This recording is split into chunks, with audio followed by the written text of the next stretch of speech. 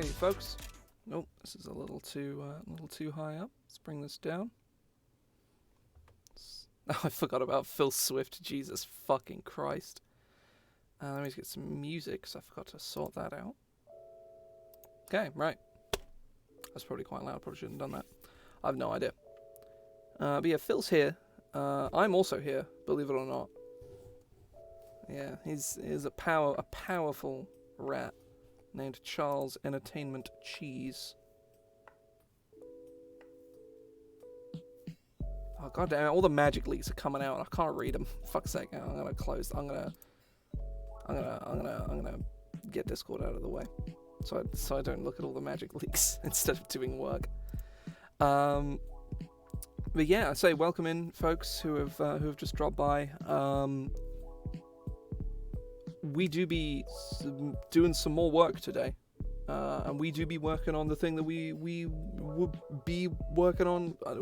We're working on the thing we were working on last week. It's packing your bags, which is basically a new way to do inventory for an upcoming campaign I'm running that is all about survival, which is going to require inventory management and food management and survival. And I think this is going to probably spiral off into a wider series of things that we do, where I'm going to make probably going to convert this document into something a little bigger and have it with new survival rules, new foraging rules, new food and drink intake rules, new sort of methods for this inventory system that we have here. Something that I want to do today, because it's going to be a bit of a shorter stream, because I have somewhere to be like bang on 7 o'clock today, because I don't have a lot of leeway. I'm like running a game tonight, so I need to show up like bang on 7 o'clock. So we're going to be a bit of a short stream today, but that should be all good, all going well. So I think that the main thing I want to start with is I want to go through. I'm just running a one shot because the game I normally play in on a Monday finished. I want to say last week. God, yeah, it must have been last week. Last week feels like a month ago.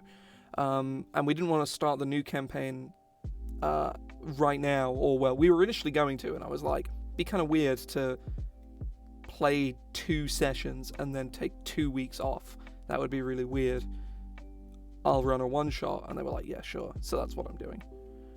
Running it for some players I've never played with or met before, so that could be interesting. But we'll see. Might be fine. Probably will be fine, for that matter. I know there's one player whose character I don't know. What the fuck emote is that? Hype kick. Oh, okay. That's actually a cool emote. I actually like that one. Let's say welcome in, Livy. Welcome in.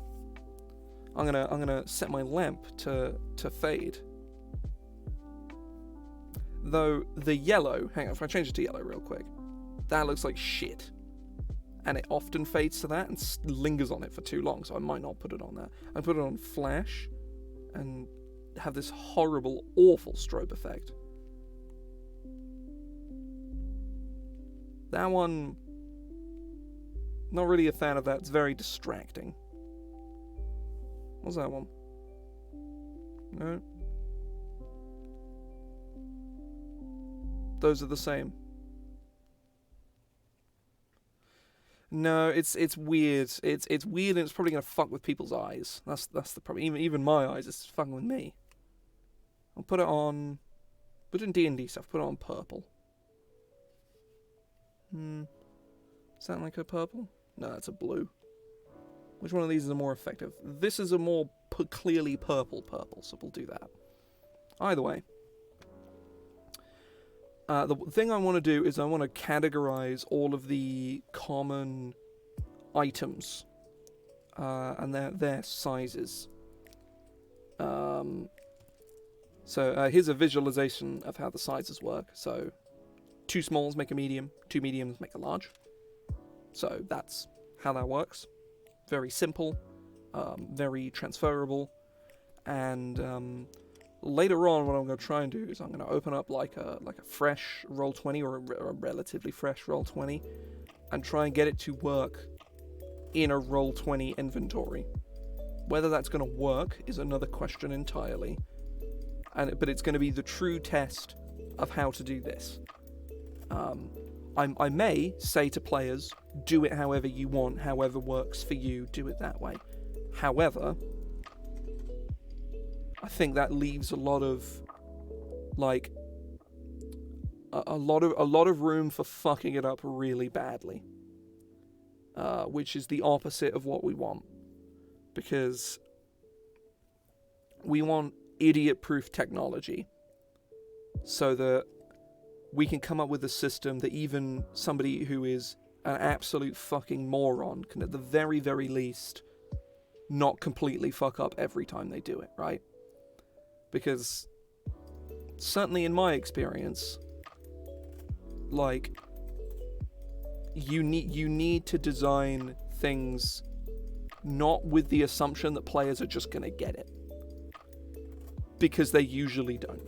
Sometimes they do, but a lot of players just don't. And if you expect them to, it's on you. But if you make everything as simple as you feasibly can, then, you know, generally speaking, unless your design is like actively just too complicated to write in words, at which point that's a whole separate problem. You need to like make things as simple and clear as you possibly can.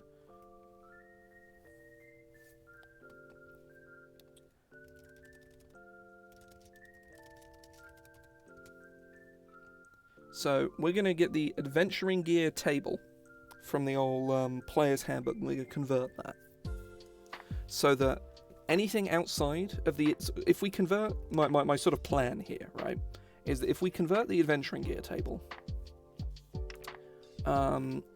any other object, there's going to be so... Like, obviously, putting these examples here is great. It's very helpful.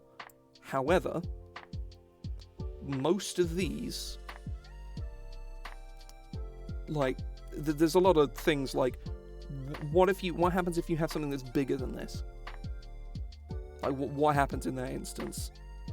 And my sort of thought is that, at least my initial thought is that an object that is bigger than any one of these is an object you cannot feasibly carry around with you for a lengthy period of time, right? Like, anything bigger than, like, a greatsword is not really something you can be carrying around at all. That's my assumption. That might not be, like, the best way of going about things, but I think that's how I'm going to do it, at least for now, because I think another core sort of point of advice is that this is a first draft, and I may end up going with this, right? I may end up making very minimal changes with this and starting the game using these, and that works just fine, and that's a great idea. However,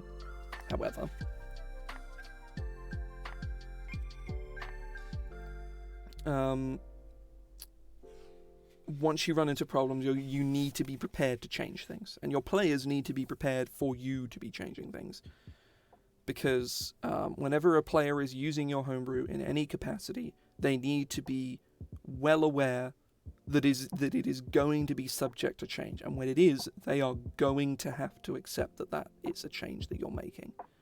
Obviously, consult with them as the person who's playing them, get their opinions, this and that. I've made this mistake before of just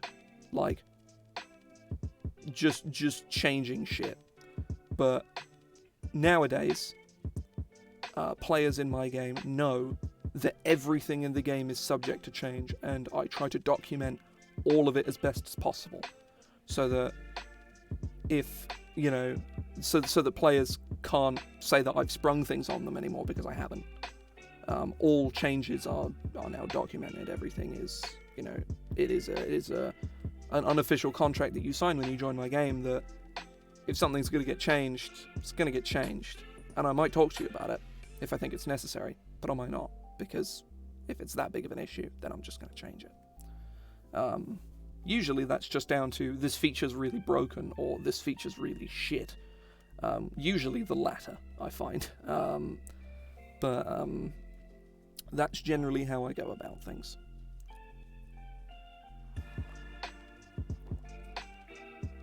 Now I have the... this is probably the worst way of doing it, because there is a way of indexing this online, so I may just get it up in a minute, but this... Oh, wrong way. This is the adventuring stuff. This is a whole page of stuff that your character can have. I'm sure most of you are very familiar with it. All of this, we're going to sort into different sizes.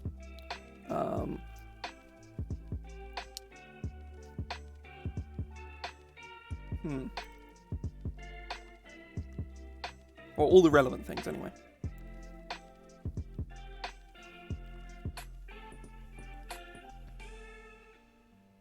Because I believe all of the containers, like a quiver, for instance, if I check where the quiver is. It's here somewhere. Yeah, a quiver can hold up to 20 arrows, which implies that 20 arrows is a small item, because a quiver is specified here. Oh no, it's medium. Correction, it's medium. I think actually something I'm going to do to make things a little clearer is I'm going to do this. Huge.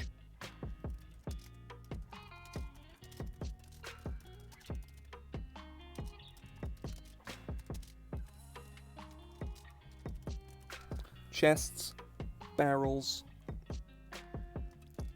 wagons, boulders.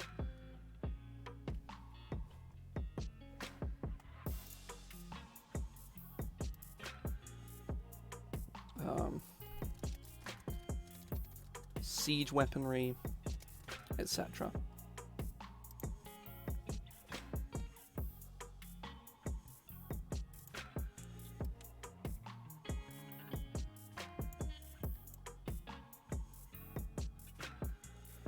Right, let me just get up the adventuring gear on like, let me just get like an indexed, here we go. Found a big old table.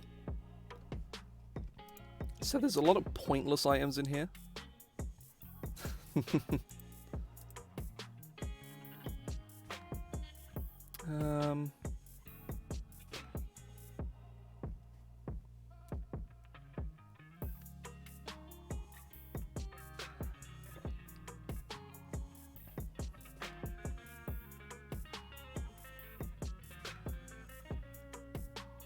Ah, yes. Put it in your pockets.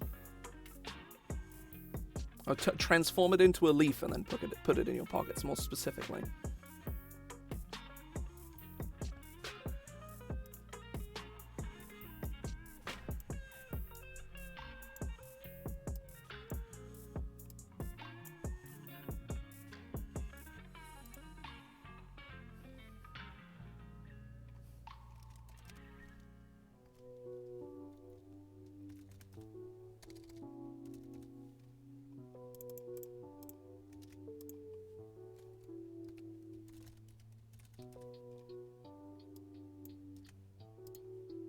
So the first one is an abacus. So obviously an abacus is one of those little slidey bead things you had as a very, very, very young child, or maybe saw in like a preschool or a primary school, or elementary school, I guess, if there are any Americans in here. And kindergarten? Yeah, that's the one. You know, you get the little beads and you count shit with them.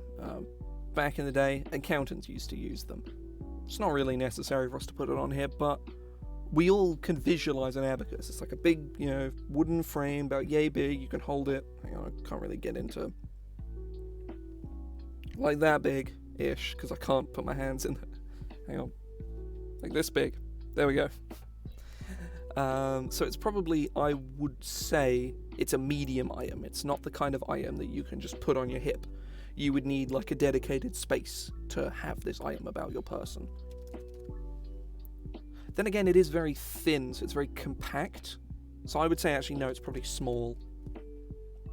Yeah, light weapons, rods, potion. Yeah, this is a small item, I'd say, actually.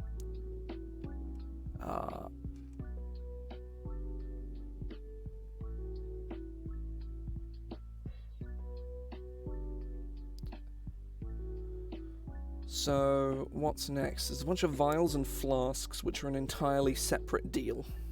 I'm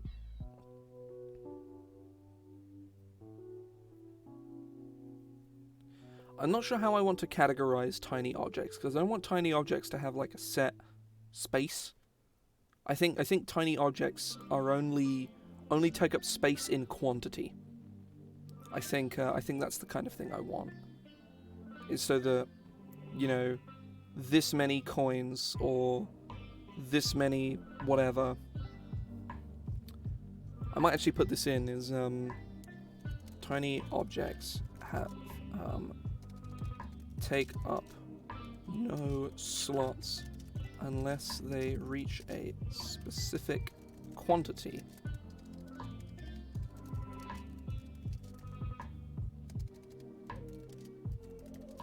Upon which they fill a small slot.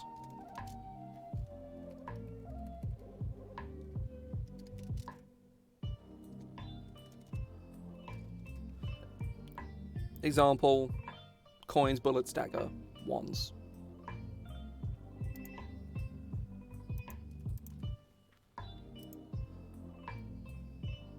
So an abacus is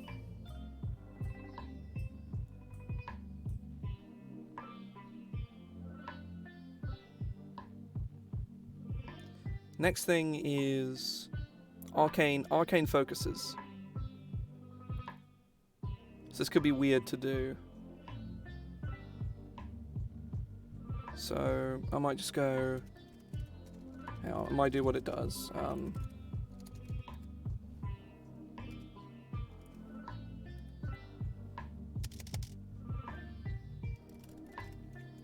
So crystal, we're looking at something like this big, right? So it's a tiny object. You would need like 10 of these for them to really take up any amount of space. An orb is something you hold in the palm of your hand. So I would say this is a small object. A rod, I believe, is specifically marked as a small object, so that makes my life nice and easy. Something I'm also going to do, just new page there, just for the sake of convenience. And I will take this and I will put it there. Staff, it's large. A wand is not wind, it's tiny, and you would need like 5 of them for them to really take up any amount of notable space.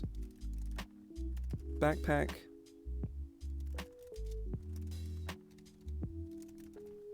A backpack is a special item because I want it to fill up the entirety of your back slot. Because on your back, you specifically have 2 large slots. A bag is a large item, but I don't want you to be able to have 2 backpacks. I want you to have 1 massive backpack. So I will put down here, like,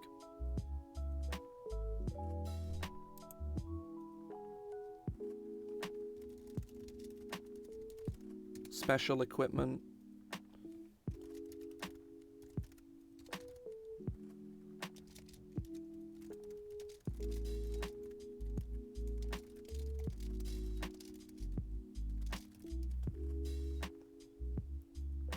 Backpack fills 2 large slots, can only be worn on your back. Because a backpack gives you so much extra, like extra material space.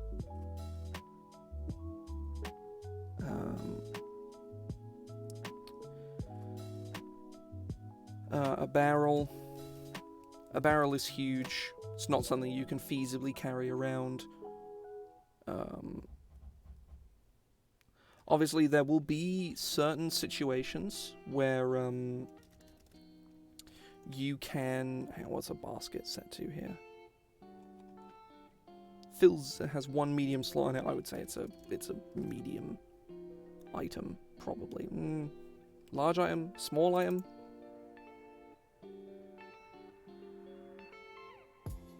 Yeah, basket's a medium item. A bedroll is medium, you roll it up and it, it's like a big sort of bulky thing. I think for the sake of simplicity, it probably would remain unchanged.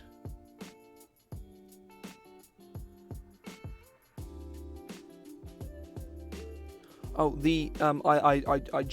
earlier on I was doing this, tiny objects take up no slots unless they reach a specific quantity upon which they fill a small slot. So, I'm not sure what, see, the thing for me, Livy, is that weight, I don't want it to come into it at all. Because you're right, a Goliath can carry more than a gnome, but at the same time, if something, like generally speaking, as long as you're not carrying a ludicrous amount of shit, I don't really want weight to come into it at all, because generally speaking, you should be able to carry all of the things that you have on your person. I'm not entirely sure how I want to handle that, but I think generally, this system is about the physical surface area. Probably, yeah, but I think the main thing is that having that extra layer of stuff would be pretty overly complex in a way that I'm not particularly... I think would be very, very difficult to develop and display, I think is more the problem. I think this is very early stages for this system, and I may end up just deciding to scrap it, but I'm not sure. I have mixed feelings about it. I think it's going to be very awkward to work on Roll20, but at the same time, I really, really hate the system that's in place, especially for the game I want to run. I don't want your inventory management to be categorized entirely by the concept of, you can carry up to 300 pounds of stuff and then that's it. You can't carry anything else. Because that just fucking sucks, and I hate it.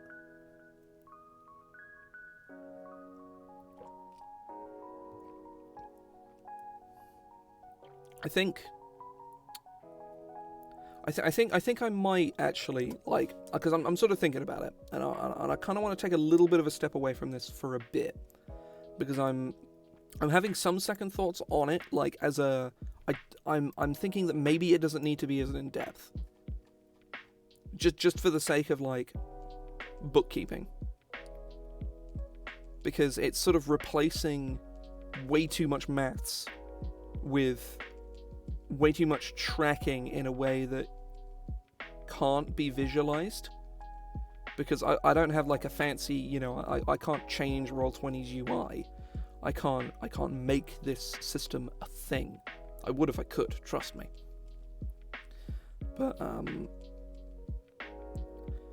I'm thinking maybe the angle for this might instead be to come at it from a different angle and more clearly categorize the encumbrance rules, because I don't like them. I think they kind of suck. I'll get them up now.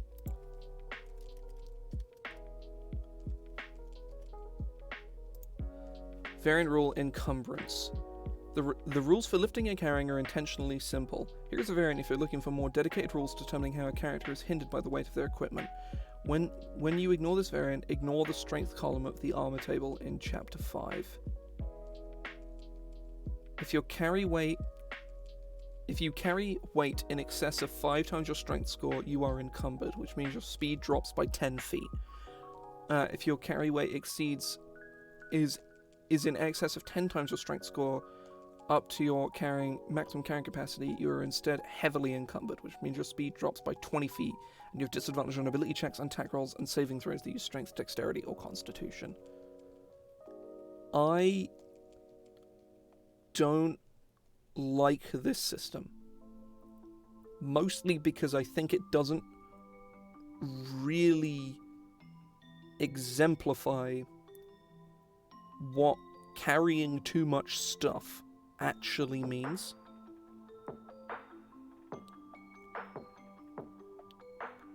Because it's all well and good that you move slower, right? That makes a lot of sense.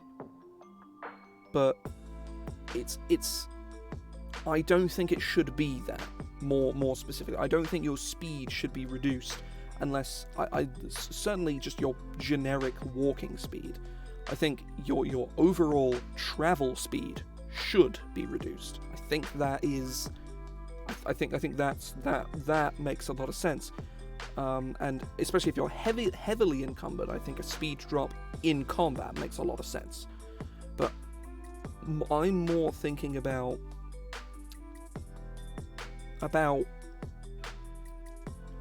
what that does to a person carrying a backpack on your back 8 hours a day. That you have way too much shit. You have too much stuff all the time.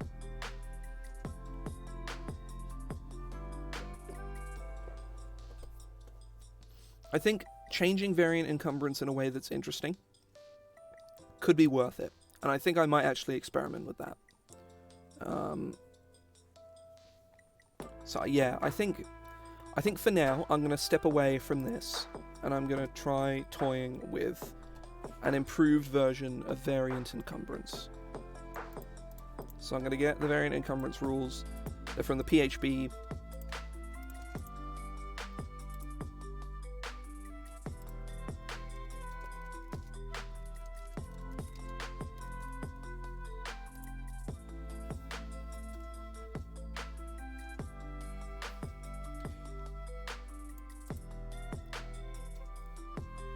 Right.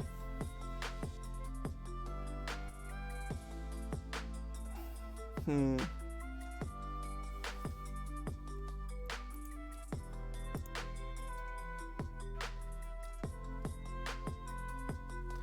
Five times your strength score. The average person has 10 strength.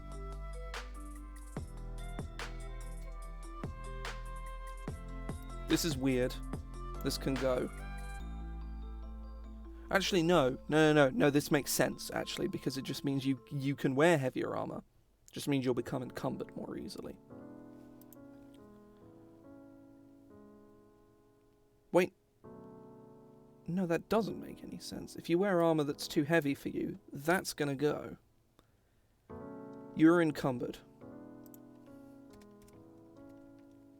So let's get rid of this. Whilst encumbered, you suffer the following penalties.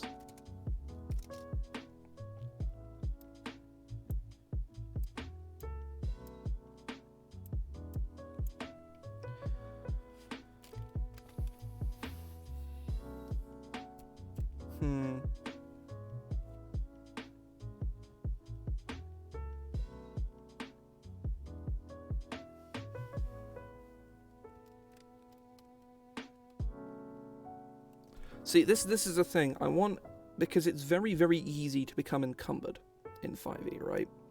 Especially if you make a dex character. Just your starting equipment can cause you to just be encumbered all the time, and that sucks. The fact that your traveling speed is significantly reduced because you're encumbered, which seems really kind of dumb.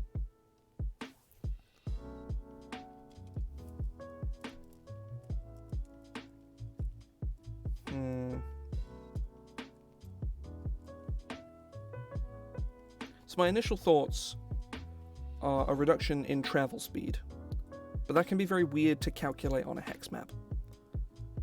If you're sort of half in and half out of a hex. And I like to use hex maps a lot. I'm a big fan of hex maps.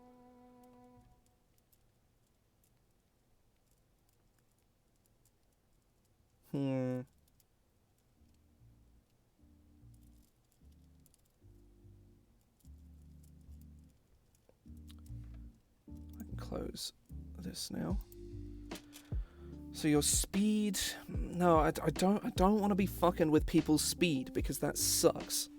Because if we think about it this way, right? If I actually go reopen that tab that I had with the adventuring gear on it and like the weapons and items and stuff, if I go grab that, hang on, actually, the easiest way to do this might be to get a screen up.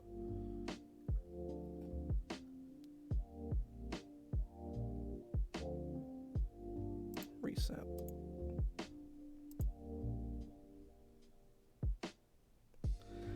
Oh yeah, it's well, actually no, it's not far from that bad.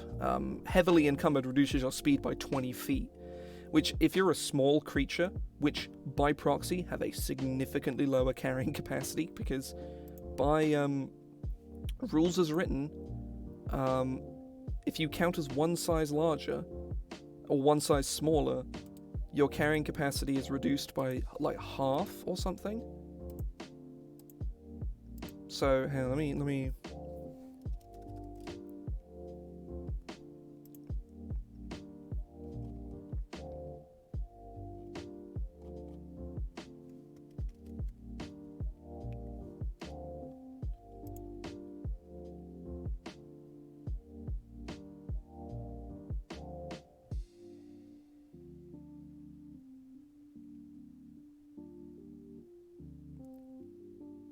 Oh, small creatures do not have their carrying capacity impacted. You can be a small creature and carry the same amount as a large creature. Rules as written. This actually makes a reasonable amount of sense. Yeah, your carrying capacity is your strength score times 15, which in many cases...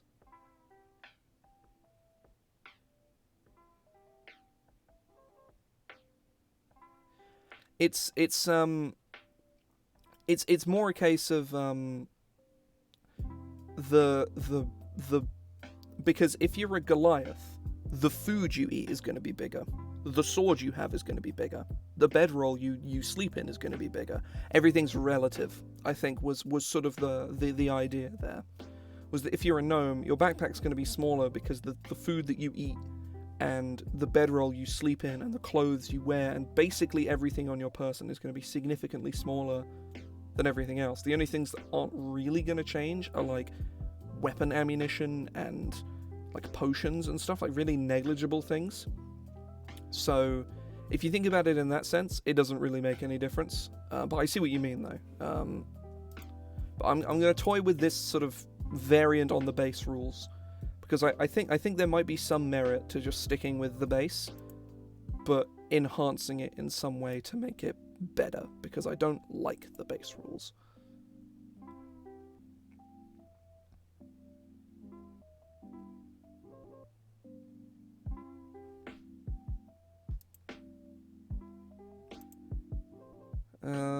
Right. So let's have a little think about this, right? Let me just get up weapons.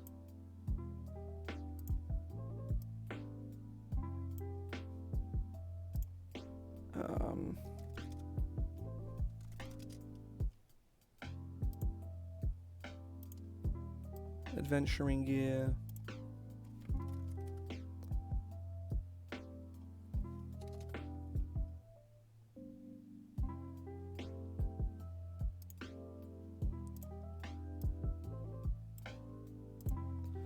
So,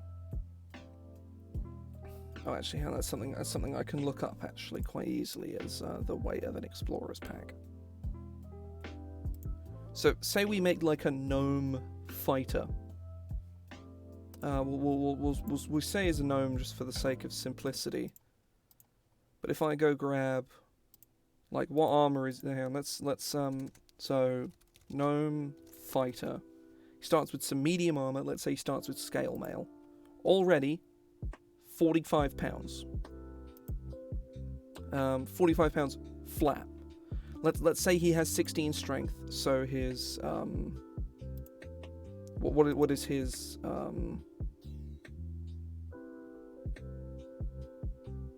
5 times your strength score, so 16 times 5 is Like 100 or something? No, it's 80. So we're already half of that is,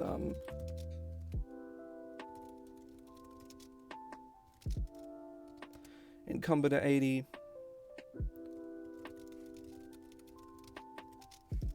Heavily encumbered at 160.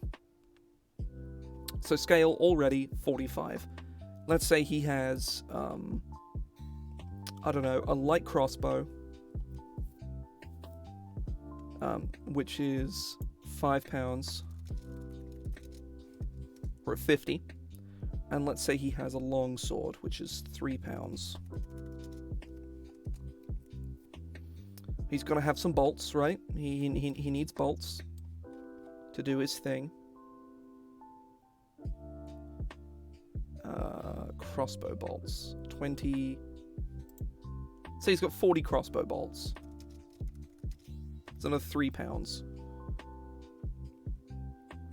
And then let's look. He has an explorer's pack, which is another 50 pounds. Another 50 pounds of stuff. 55, correction. So what's he at? That's 100. There. Just those two things. His armor and his backpack is 100 pounds. Which is insane. He's, like, forget having weapons. Literally just the stuff he owns weighs more than he can feasibly carry. And that sucks. That really, really sucks. Like, say he started 18 strength, which is as high as he as a gnome can have. He caps at 90, which even then, that's not enough. That's too much. Like just these two items, and obviously you can take stuff out of your explorer's pack. You can have less. You can ditch the torches that you have or what have you, or you can ditch your rope. Like the torches immediately strips 10 pounds. You can ditch your rope, which ditches another fair amount. But even then, that's what those torches and the rope, that drops 20 pounds. That brings you're still encumbered. You're still encumbered, even though you've dropped all of your torches. Because you're a gnome, you don't actually need them. You've got dog vision, that's fine. And you drop your very useful and important rope, and you're still encumbered. And there's nothing you can really do about it. And if this dude was a human, that would be the same problem. And that's my thing. Is it's like variant encumbrance. You're always encumbered. Just wearing your like most fundamental stuff, you're encumbered. And that's it. There's nothing you can do about it. Like, this is a dude with good strength at that. This gnome has 16 strength, which is the average person has 10. Which means what? They can carry 50 pounds before they start moving slower, which makes a lot of sense. But in terms of the aim, it's not fun. It sucks. That's what I wanted to steer away from, and I want. That was the point of the initial system, was to steer away from A, crunching weight numbers all the time, and B, having a system that makes you care about your inventory in a way that isn't, oh lol, you're always encumbered. Like, you want to wear medium armor, or you want to wear medium or heavier armor? Fuck you. You don't get to. Your speed is lower than everybody else's, just because you're wearing good armor. Like, don't even get me started on plate. I'm pretty sure plate weighs about 100 pounds. I may be wrong, but I'll go check.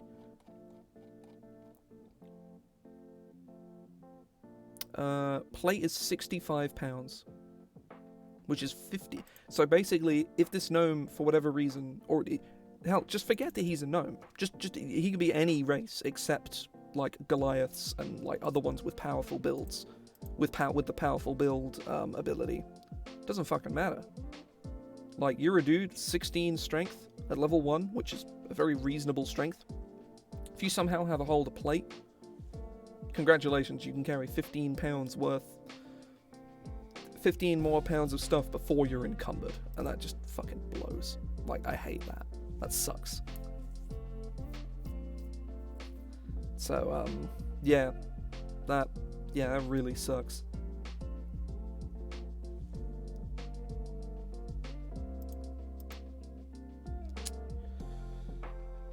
Like, imagine being a wizard, right? Oh, okay. Thanks for stopping by. See ya.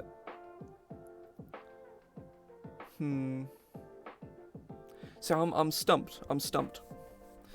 I think I've lost a lot of confidence in what I was making before, and I'm trying to pivot into making something I don't like,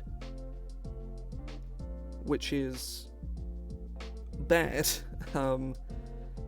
pretty intrinsically, because I'm sort of stuck between a rock and a hard place. I either go with a system I've sort of lost a lot of confidence in over the last week of thinking about it, and trying to pivot into something I think is intrinsically unfun and unhealthy for the game.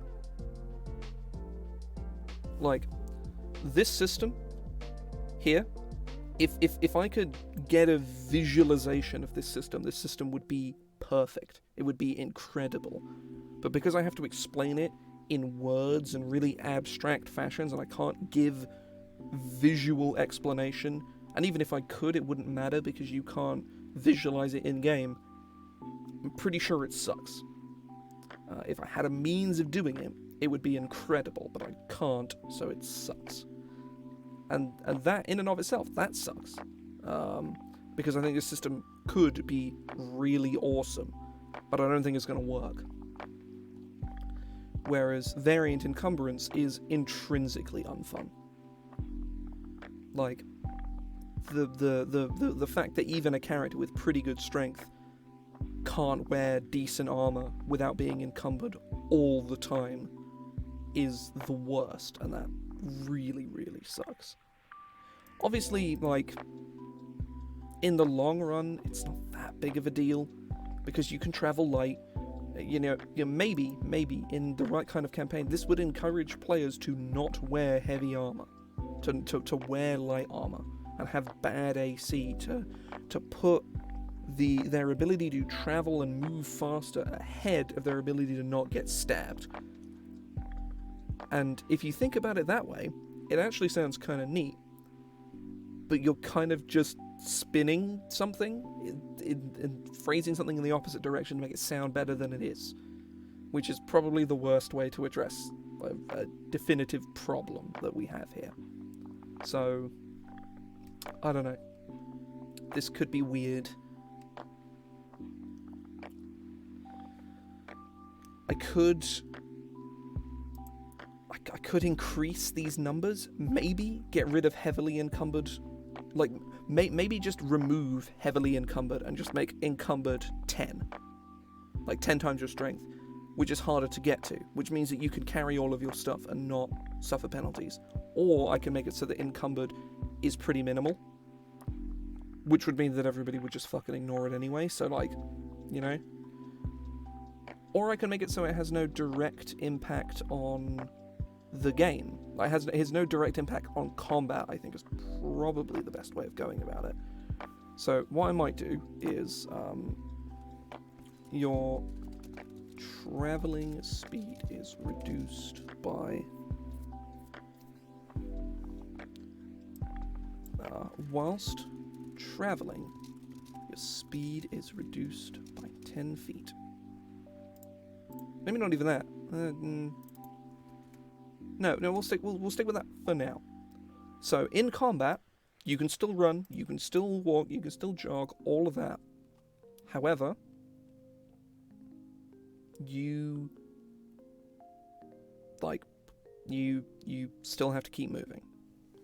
So another thing, now I forget what there's a rule, I think it's called forced march, remember correctly?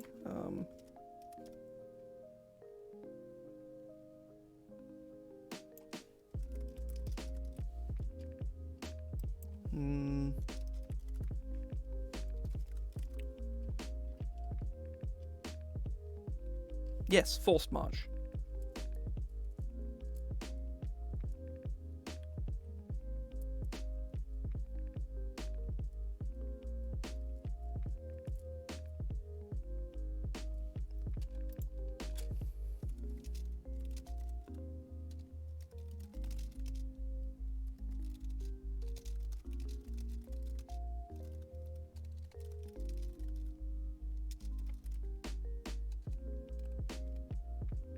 So forced march is basically the game assumes that you're going to be walking for 8 hours, right? Or you're going to be traveling, more specifically, for 8 hours.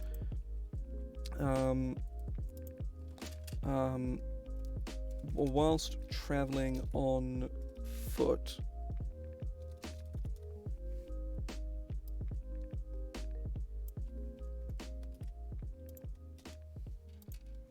Because if you're traveling in a car, you're just going to put all your shit in the car anyway, right?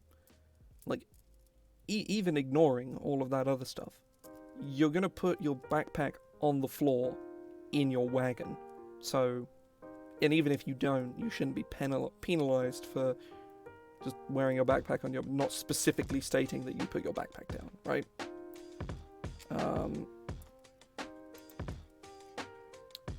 Yeah, forced march, the game assumes 8 hours of travel. If you exceed that, every hour you make a saving throw, which is like a cumulatively or an incrementally more challenging saving throw every hour. And every time you fail one, you take exhaustion. And obviously the first level of exhaustion is kind of a non-problem. However, your... This should just be... That doesn't need to be there.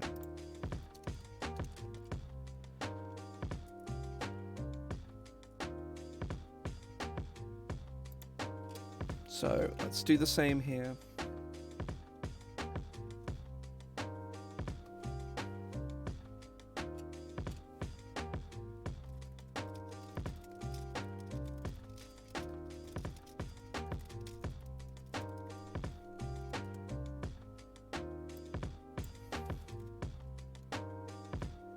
So just your overall speed drops by 10 feet. So not just your travel speed, your overall speed, which is, even a 10-foot drop in speed is very substantial.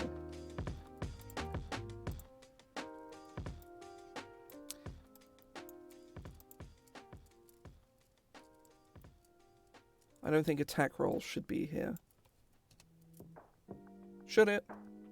No, it shouldn't be. I'm not even going to put ability checks. Actually, no, I will. No, I will, because it does make sense.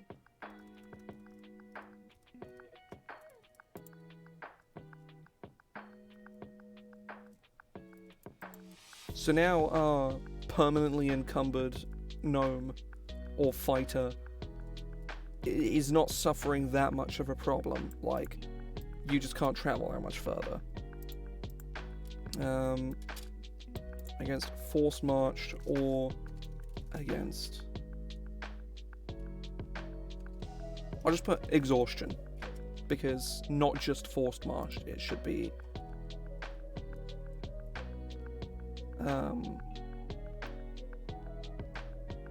Right.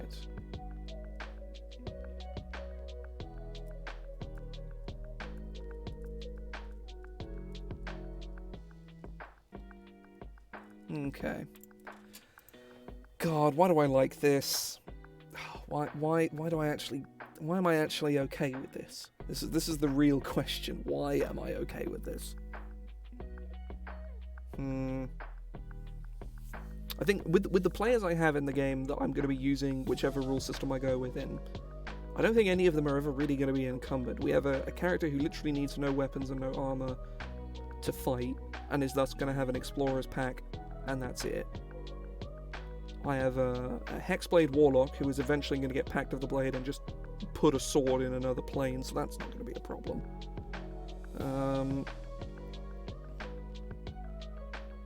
I have a Druid who is going to be wearing light armor, if any armor at all, and is not going to have any weapons.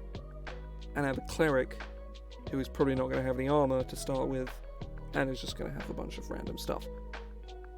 But I think some of them have pretty piss-poor strength, so... maybe. Okay, yeah. This might actually work, and I hate that it does. Because it kind of invalidates everything that we did last week, but shit happens. Shit happens. Because I not even kind of, I just do flat out, I just prefer this. Because I love the idea of this, right? I love this concept, but I've got no way of visualizing it, so it doesn't work. And that fucking sucks, because I think it would be awesome. And I think it would make... My desire was to make inventory management something that was actually fun. Or even if it wasn't directly fun, it was at the very, very least not something players groaned at the thought of. At the very least, it was like, yeah, this is something we need to do because it's important and it makes sense. Whereas I'm kind of having to take a middle ground where it's forcing inventory management in a way that probably isn't very interactive or fun, but at the very, very least, it's realistic. So who knows? Either way, I'm going to take a break here because I need to go grab some food. I will be back in about 5-10 minutes, and then I will probably give this a bit of a test. I think is probably the idea. And then I might start working on like some proper foraging rules and like deciding how that's going to work, you know? Just like different types of food, different types of rations, different types of everything, really. And many more ways to make survival a bit more interesting and dynamic so that you can, you know, eating good food makes a difference in at least in some capacity, right? You know, maybe when you eat good food for a day, you have advantage on checks against exhaustion, on the next check you make against exhaustion that day, or I don't know. This is very baseline at the moment, I think. It's very simple. But I'm going to start toying with that after this, I think. So sit tight. I'll probably be gone about 10 minutes. I'm just going to grab some food. I won't be too long. I'll be back in a minute.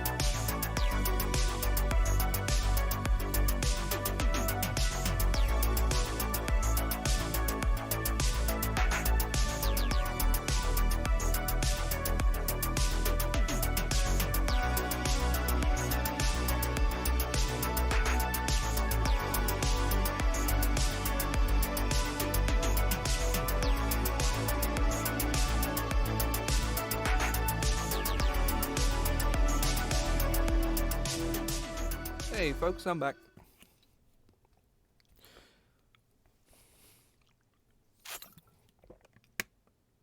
There go the little pogs. Some of them are of different sizes, I didn't realise that. Oh. Right. Let us carry on. So, I have my notes here, the ones I was reading from last week. We're going to use that to start talking about foraging. Because this has gone from a stream about inventories to a stream just about survival. Not my survival specifically, I should be alright. I hope. Who knows, maybe I'm going to die. I'm sure we'll find out soon if I, just die on stream. It'd be pretty funny. I mean, it probably wouldn't be. It'd probably be pretty traumatizing, but whatever.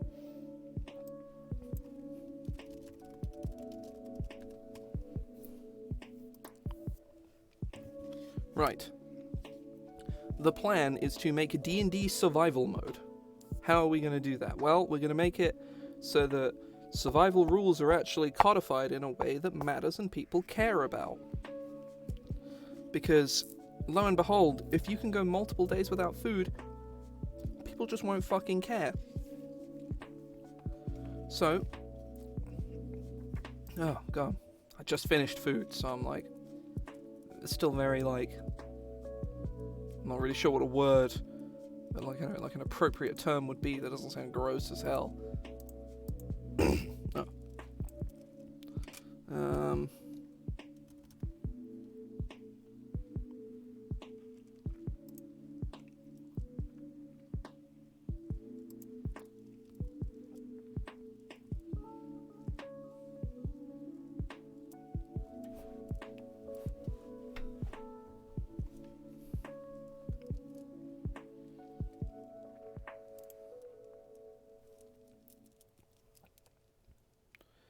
So,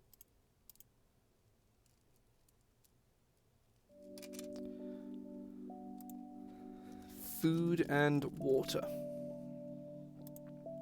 Or just food and drink, realistically, because it doesn't have to be water. People in the olden days, there was no clean water, so everybody was just piss drunk all the time because ale and beer was basically the only thing you could drink without, dying. Greetings, Jade. Welcome in. Welcome in. It's going pretty decent.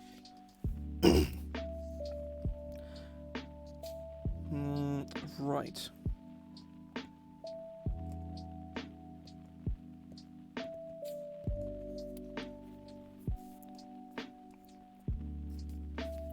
So let's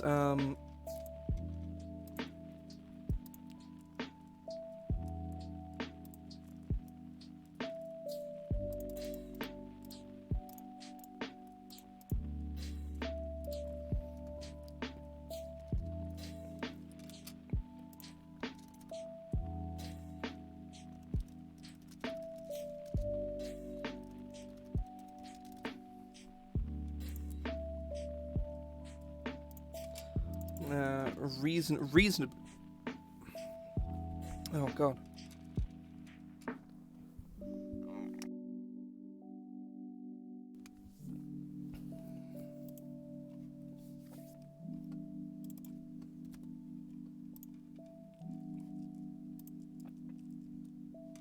So, food.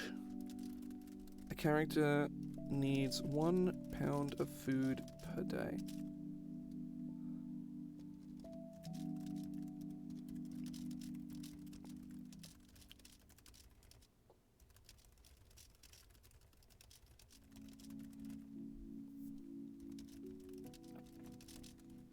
Half a pound of food in a day counts as half a day without food.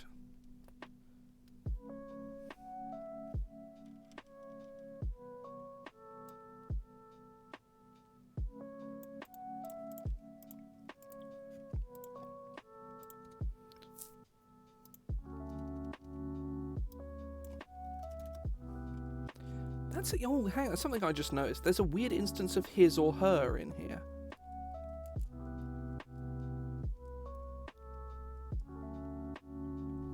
because his or her has generally been phased out of most game source books, and I was under the impression that it had been for 5th edition, and presumably in some earlier version of the game it was still in there, and they removed it and they missed one, because in the food section, I'm reading it now, it says plus his or her constitution modifier, which is weird.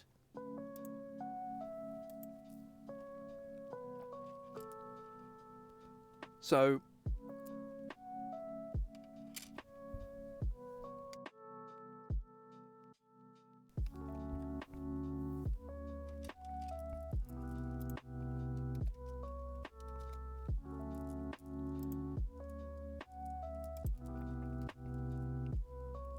realistically, like a person can any person can go a day without without eating.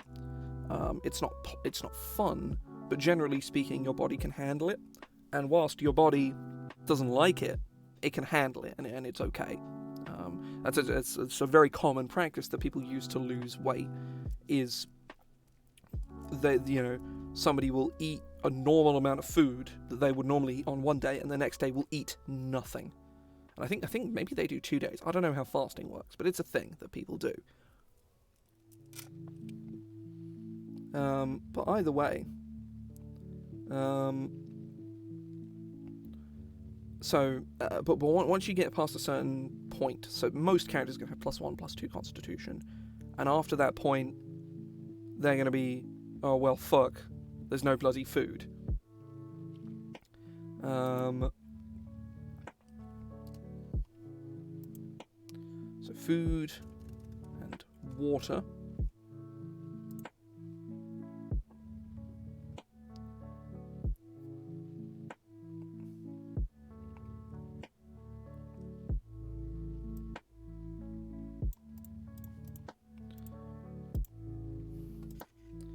One gallon of water, I've said before, seems like a lot. So US gallon to pint. 6 pints. That's a lot of fucking water. Like, I've said before, this bottle here, I think I said this last week, I forget how much this is. About 500 millilitres. Let me just look. Milliliter. Oh, I fucked it up. So this here, because the line is only about here, right? And I generally fill it up to the brim. An imperial pint is about 560 milliliters. So this bottle here is just shy of a pint. And I will generally drink 3 of these in a day. And for my sedentary sitting around, like, no, because 6 gallons, yeah, no, actually, no, that makes a lot of sense. Fuck, no, I was wrong. Somebody who's walking all day will need more than that. They will need more than that. So, yeah, no, that makes sense. That makes sense.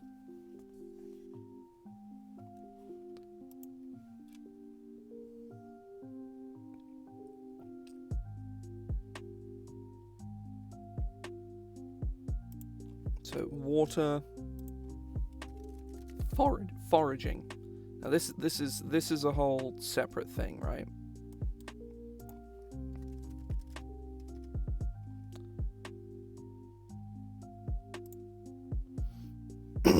Oh, God.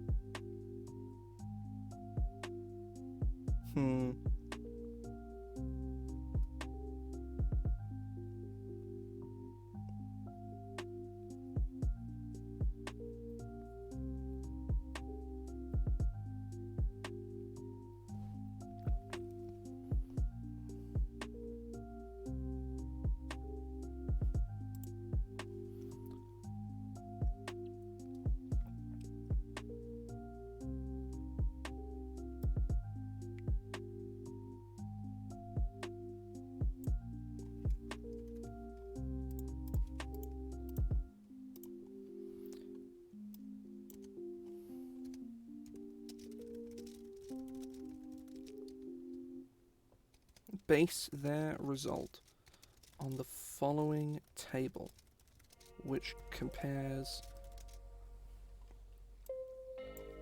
compare their result to the following table, or to the abundance of resources in the area.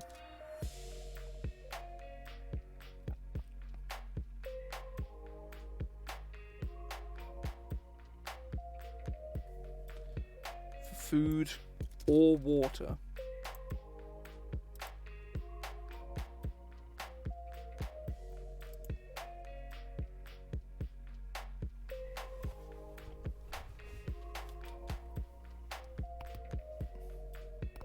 Oh, ow.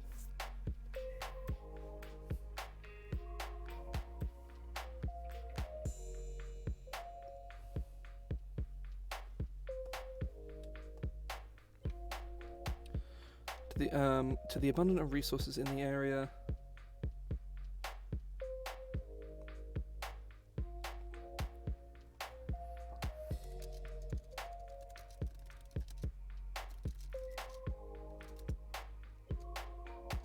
Determine how much they find as well as its quality.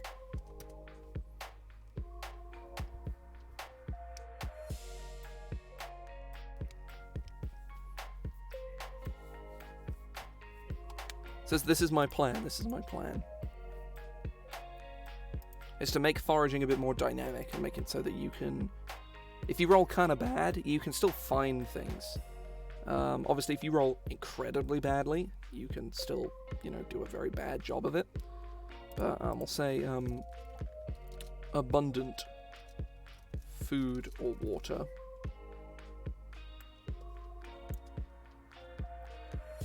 Abundant, reasonable, middling, limited, scarce. Let me just do the same here.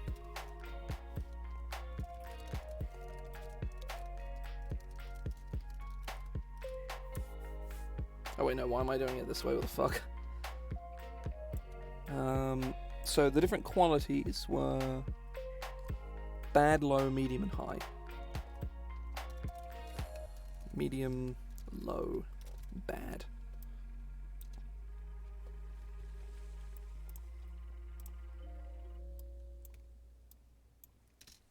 Nope, whoops. So...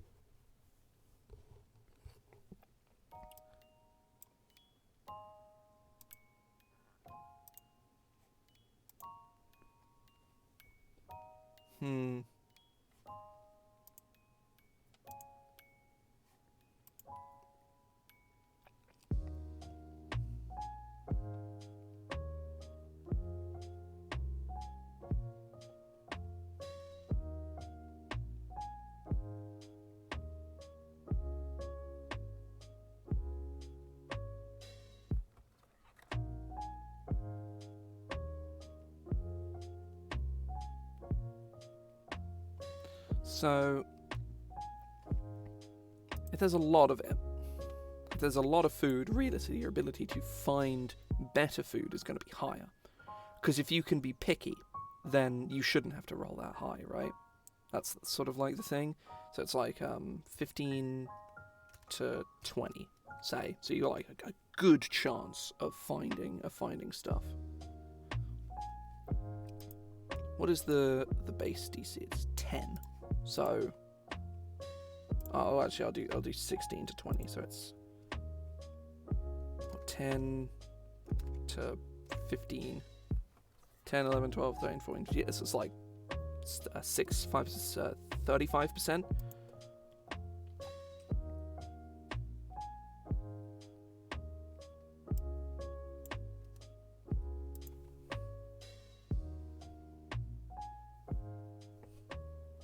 So I'll do 11.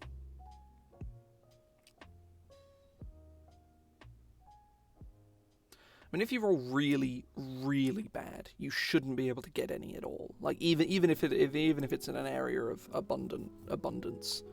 So that'll be a thing of none. Oh,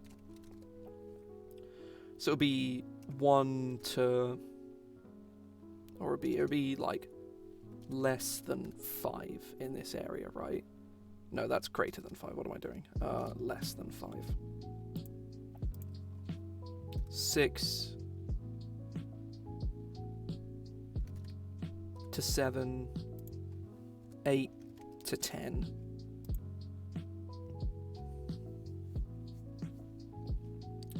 Doing this in here is going to be very, very awkward. I need me an Excel spreadsheet so I can, like, have the weight properly sort of distributed. I think is probably going to be the best way of going about this. Hang on, let me swap things up. There we go. So, abundant.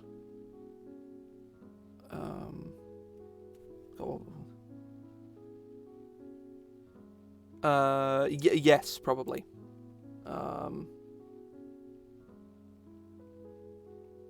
Abundant, reasonable, middling,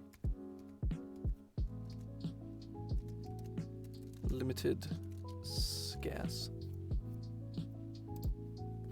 I think middling is probably the I'll change it to average.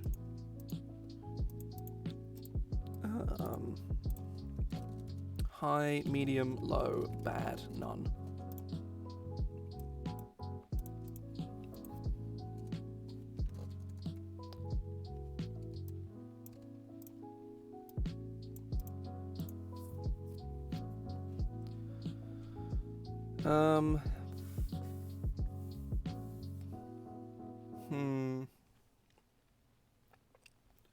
So at the very, very least, you should be able to find, in an area with abundant resources, it should be like 8, we should be looking at, like, generally speaking, you're very likely to find medium quality food, I think is probably, so we're looking at 5, 5, 5, and then like 2, or like 3, 2, or something like that.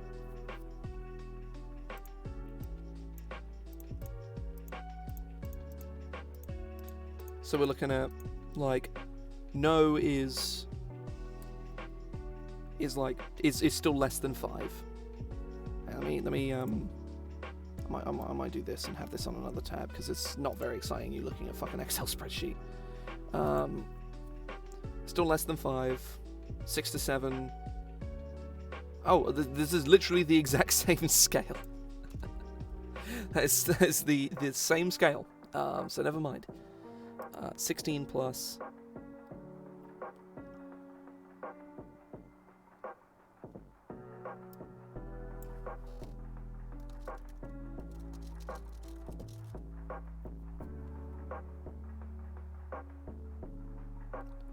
This isn't a flat chance. This is your roll. So if your roll total is less than 5, you find nothing. So if you roll a d20 and net 1, or roll a 2 plus 2, that's what this means. This is the result. This is sort of like there are varying DCs for this check with varying degrees of success. It's not a flat chance. Yeah, I think 25%. I mean, if you have a +0 modifier, it means you're bad at foraging for stuff. If you're on your own and in an area with abundant food, like the DC in base is 50-50.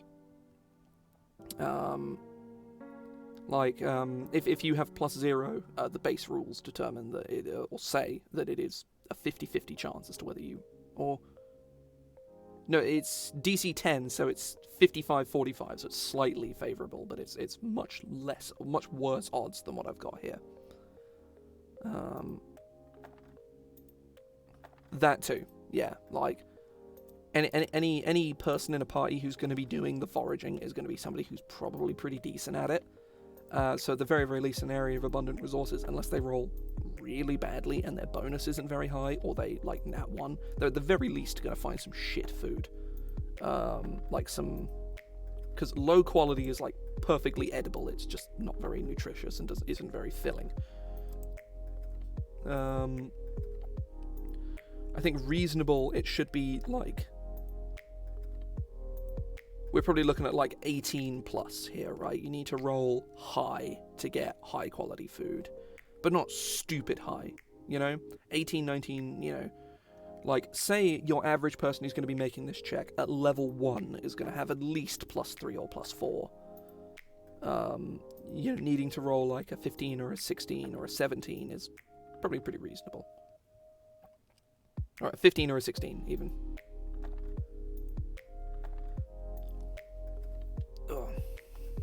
But yeah, so welcome in regardless. So medium.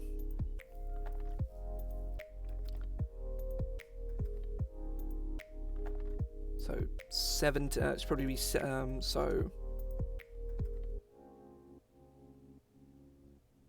I think this should be flipped. This table needs to be flipped around. It's weird with it being backwards.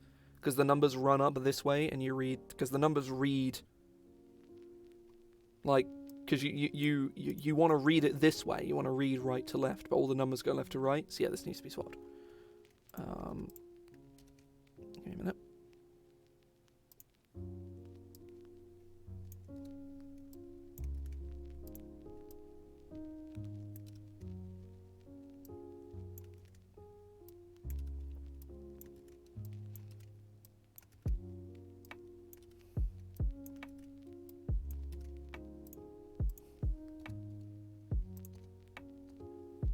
How much longer I got?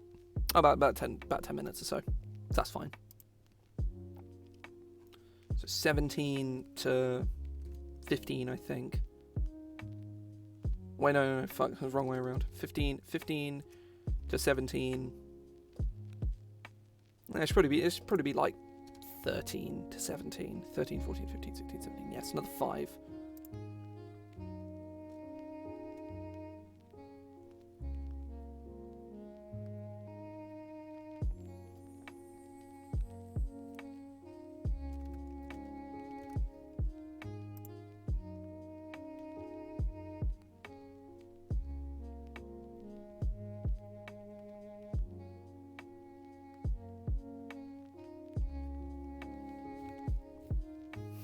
I think I should probably be running more off of the DCs from base. Because what is the DC for limiting, I suppose? For limited in base, it's 15, so just to find anything. 15 to find anything at all.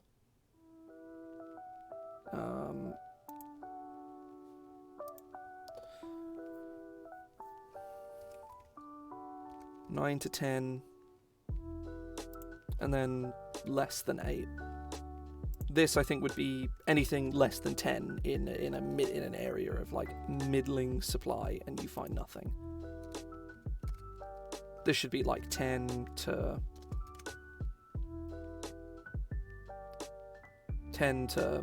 11, 12 to 15.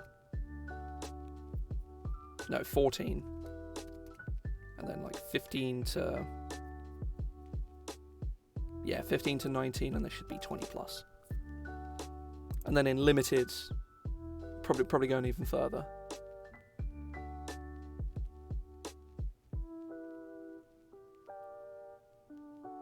And there's a weird discrepancy here. This is all linear, except here. So hang on. 5. Oh, no, that doesn't matter. So 6, 1, 8, 9, 10, 2, 11, 12, 13, 14, 11, 12, 13, 14, 15. That's weird. It's really weird.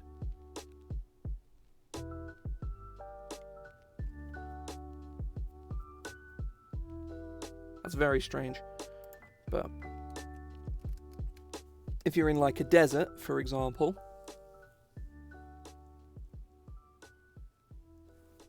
Into the Wilds UA. I have never heard of this before in my life. Because if that has Into the Wild, what year is this? What year is this from? That is the question. 2018.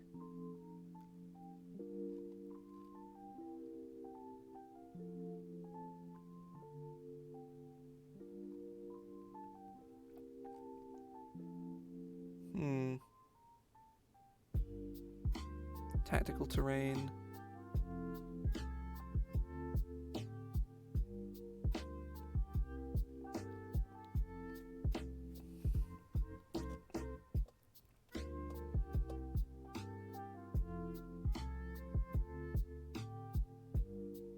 Oh, this is cool.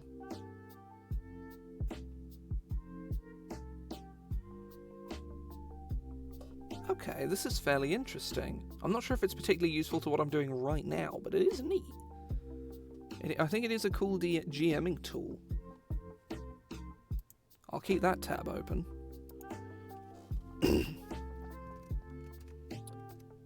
In a limited food source area, I think realistically we should be in the phases where your chances of finding lower quality food exceed your chances of finding middling quality food. Yeah, it is very cool. I do like it. I do like it a lot. So that's 3. So this is normally 5. I think this should be 2. So this is 3, 5. I think this should go 3, 5, 2. 16, 17, 18, 19, 20. Ooh.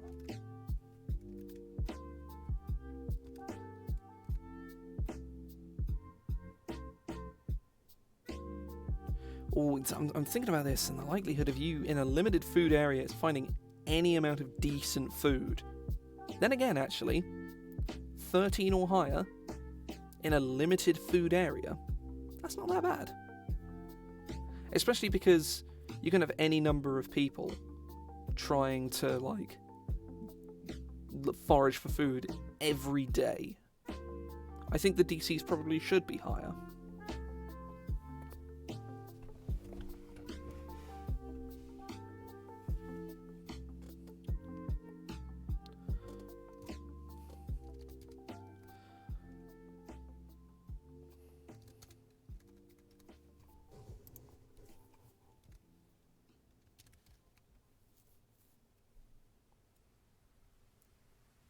Oh, whoops.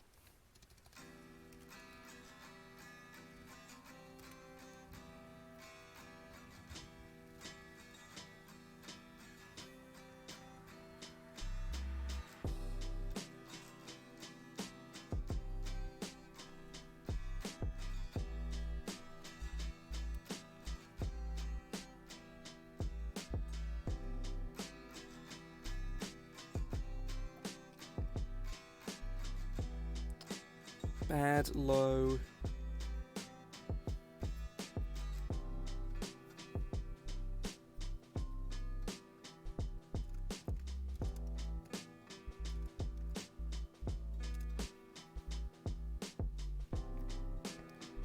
So, in an area with scarce food, you get people eking by on not much. You get people scraping by on very little. So I think I may come back and obviously tweak these numbers at a later date, because something I could actually do is cut out bad and make it so that basically whenever you roll low, there's a 50% chance that the food you find is bad. I might actually, I'll probably do a trial of that. That'll probably be the last thing I do before I go. Actually, no, because I've got some other things to do.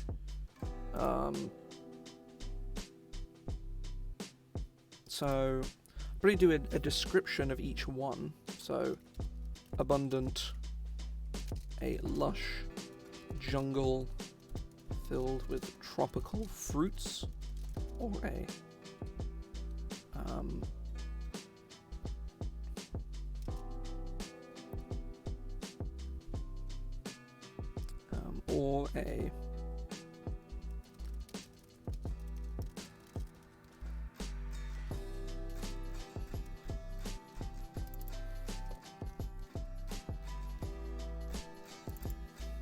full of wildlife.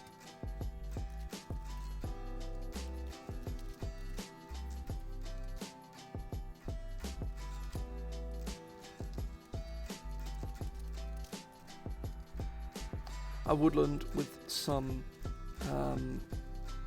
game or edible plant life.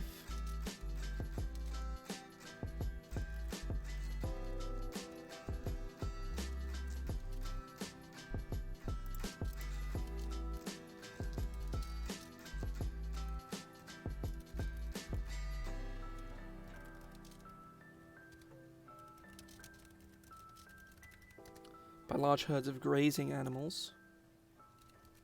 Middling.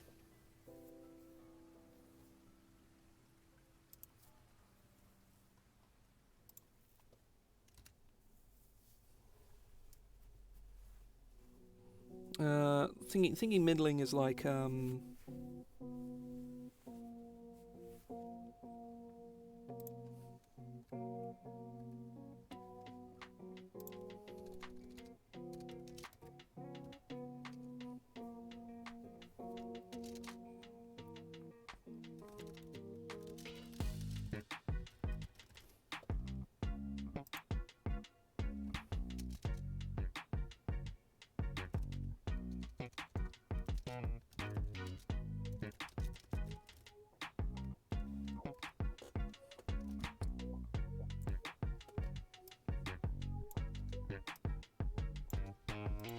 so middling, I'm trying to think, it's you know, where there's like, there's some food, you know, like there's food if you know how to look for it.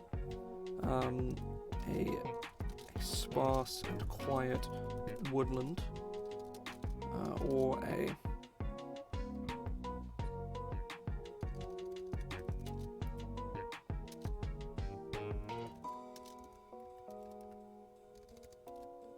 quiet plain. Limited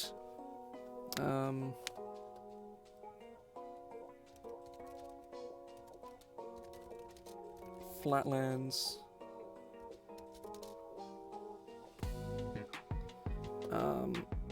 uninhabited flatlands, or a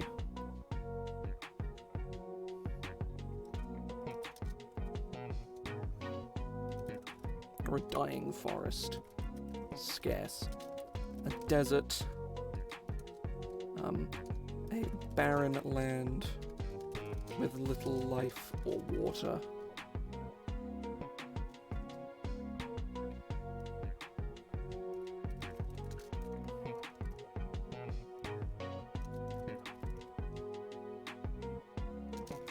Creatures find, depending on whether they were searching for food or water.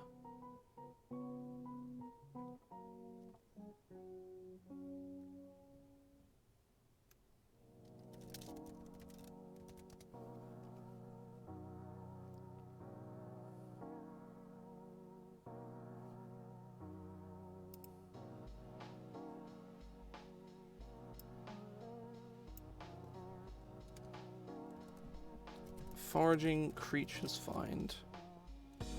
Unless they found none, foraging creatures find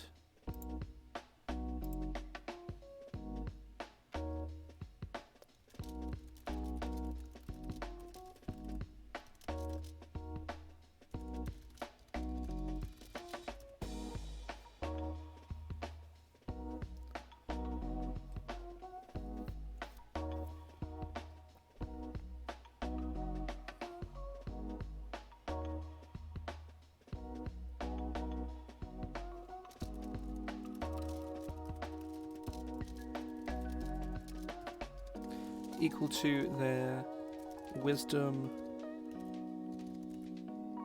survival bonus. Because in base you roll a d6 and add your wisdom, but I think characters who are just naturally better at survival... Actually, no, actually I kind of like it in base, though I'm not sure how I feel about a d6. I think it should maybe be a d4. But then again, you can do this every day. You can do it every day. And if you fail, there's no penalty. So it's equal to their... It should just be their wisdom modifier, because if you have a party of 3 people, you can... Of 3 to 4 people, you can easily have 2 of them foraging every single day, which will net you more than enough food to last you the journey.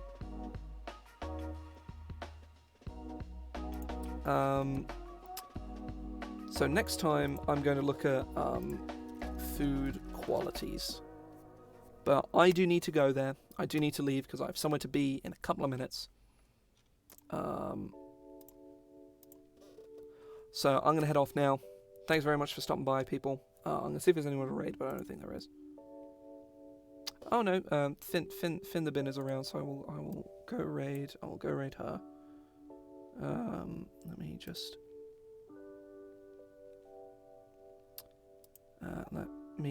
I will go and do that. Start a raid. So do join the raid. About to join. I believe that they are currently doing Warhammer miniature things, I believe. Yeah, she is. Okay, right. Yeah, say do join the raid, because I'm about to start it.